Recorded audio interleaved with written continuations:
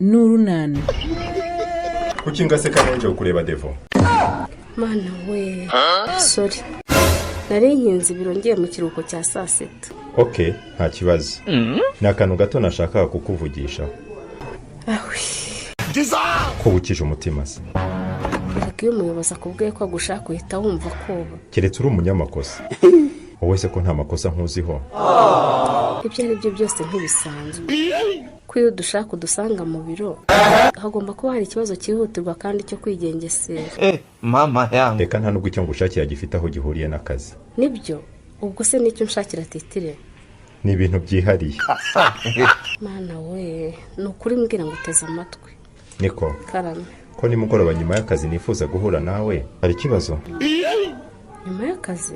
Yego. None se Titire? Cyangwa hari amakosa nakoze ukaba ushaka kubimbwira icyo gihe? Kandi nkubwira ko ibyo ngushakira nta sano bifitanye n'akazi.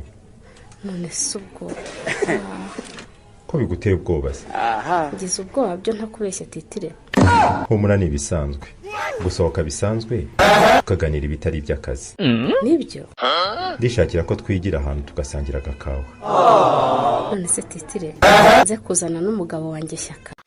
Hari ikibazo? I can't accept that. Can it happen?